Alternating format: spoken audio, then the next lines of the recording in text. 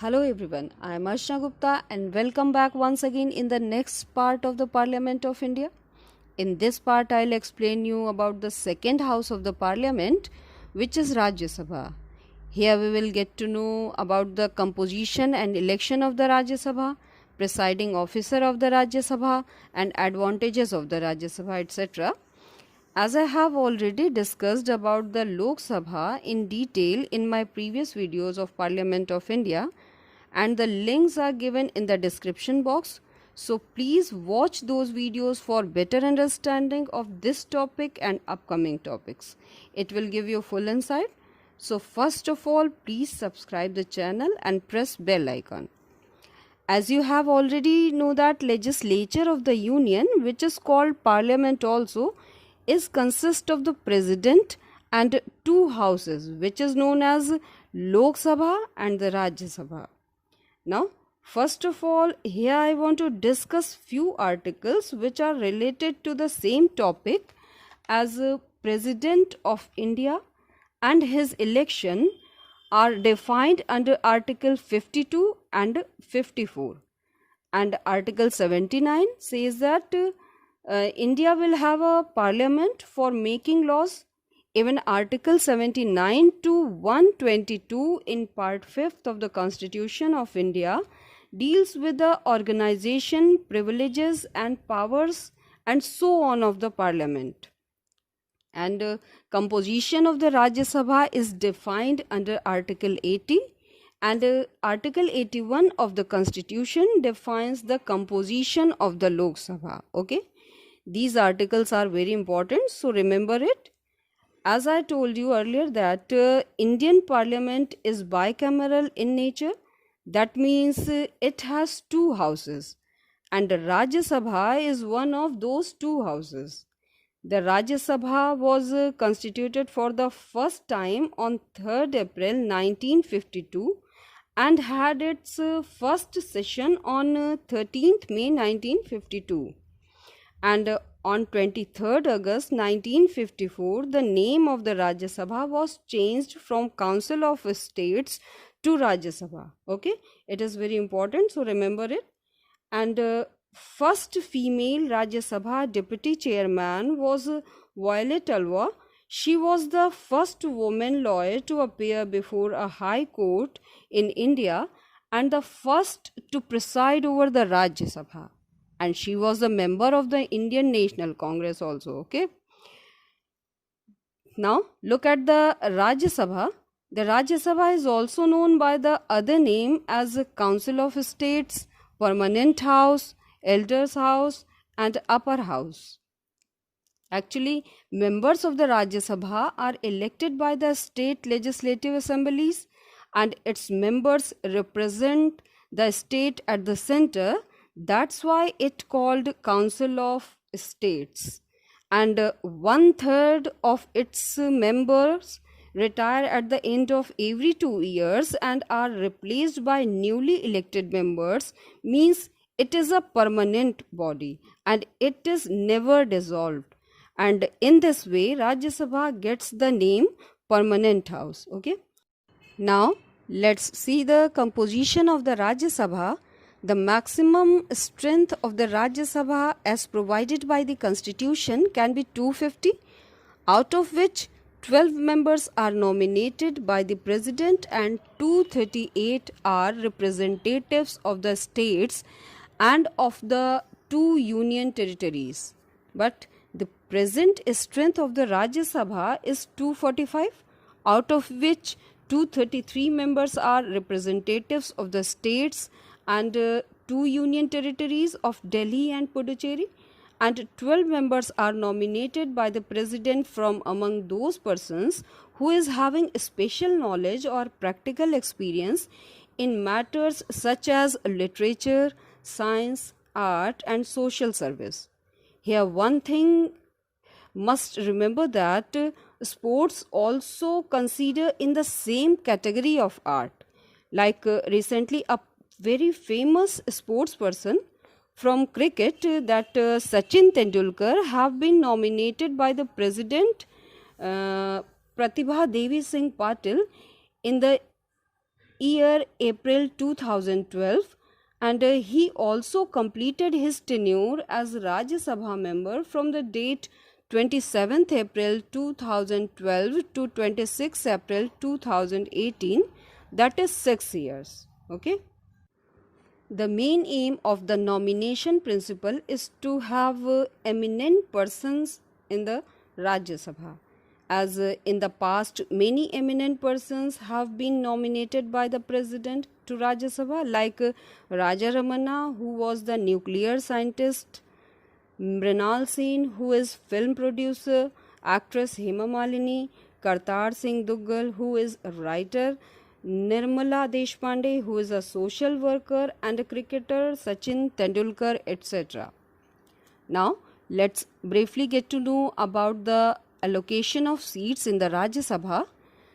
The fourth schedule of the Constitution provides for allocation of seats to the states and union territories in Rajya Sabha. The allocation of seats among the states is not equal.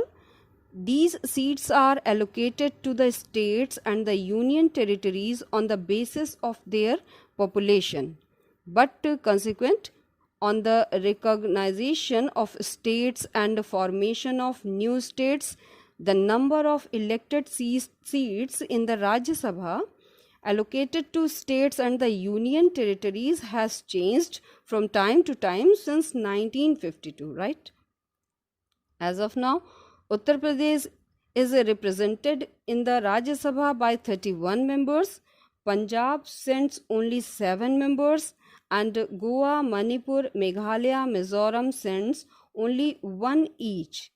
And the union territories sends only 4 members, that is 3 from Delhi and 1 from Puducherry. Now, here we have to understand that how the Rajya Sabha members get elected. As I have already said that the representatives of each states and of the union territories in the Rajya Sabha are elected by the method of indirect election. The representatives of each state are elected by the elected members of the Legislative Assembly of that state, and the representatives of 2 union territories are elected by the member of the Electoral College of that union territory through the system of proportional representation by means of a single transferable vote.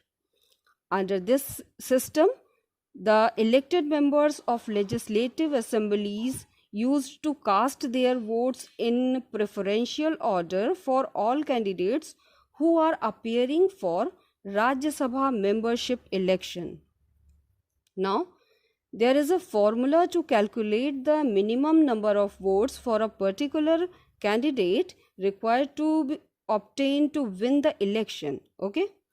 This formula represents quota of MLAs when they are casting their vote. Different states MLAs have a different quota value depending upon following formula, and the formula is quota is equal to total number of votes polled divided by total number of candidates to be elected plus 1 in denominator. Now add 1 to its quotient, and after this the obtained value shows minimum number of votes required to win the election. And one more important thing, unlike the Lok Sabha election, here MLAs cast their votes for all candidates appearing in election in preferential order.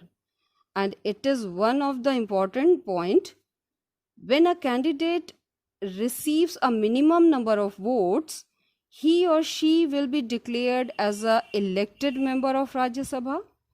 If in the case all vacancies are not filled, then the candidate who got least number of votes in first preferential order will be eliminated from the process, and the votes obtained by those candidates will further distributed in remaining candidates.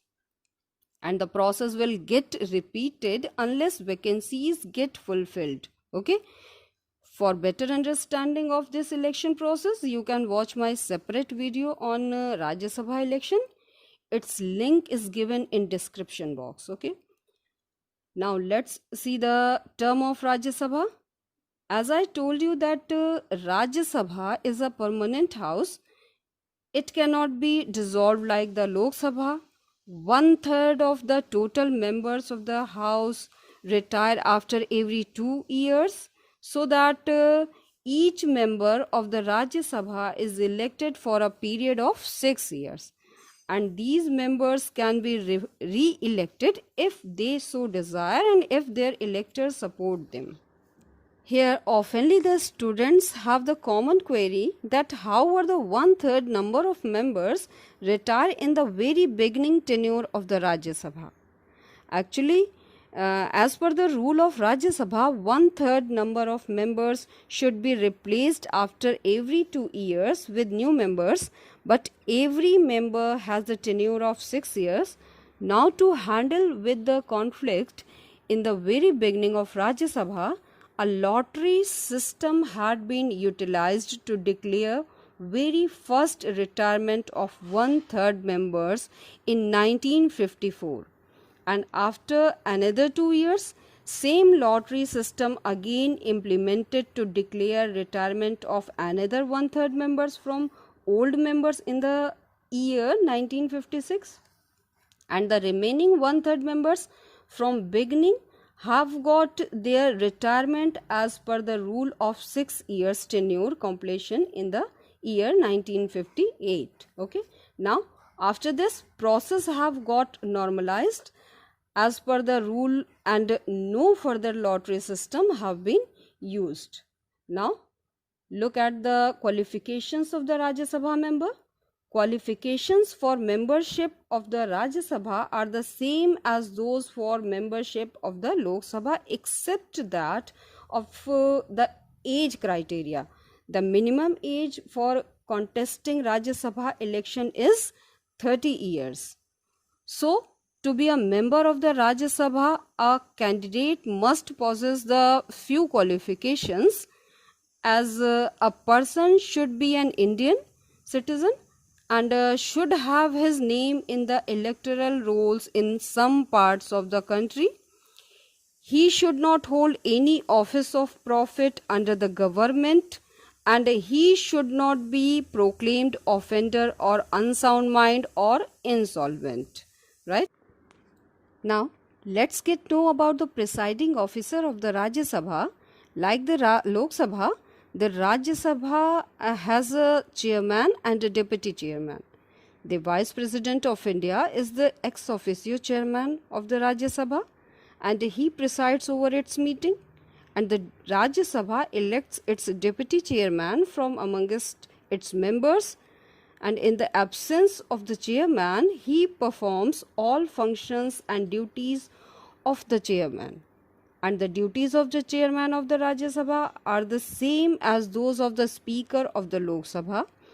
He acts as the presiding officer of the Rajya Sabha, but he cannot vote on any issue discussed in the house because he is not its member. However, in case of tie, he exercises his casting vote. Okay. Apart from that, Rajya Sabha has some advantages of its own. In a federal system, the Rajya Sabha represents the interest of the states in the union legislature. Many great scientists, artists, literary person, scholar, etc. who do not want to contesting election, they can be accommodated in the Rajya Sabha because they can be nominated to the Rajya Sabha by the president. And the another advantage of the Rajya Sabha is that it is a permanent house, and in case of emergency, if even the Lok Sabha is dissolved, it is the Rajya Sabha which shoulders all the responsibilities of the union legislature. The Rajya Sabha can declare any subject of the state list as a matter of national interest, and thereby it empower the union parliament to legislate on the subject. Okay, and the Rajya Sabha can also decide by 2/3 majority to create more all India services common to both union and states. So these are the advantages of the Rajya Sabha. I hope this video helps to you to understand about the Rajya Sabha. If you still have any query, so you can mention in the comment box. Please subscribe the channel and press bell icon to get the notification on other Indian polity related videos. So keep learning and keep growing. Thank you.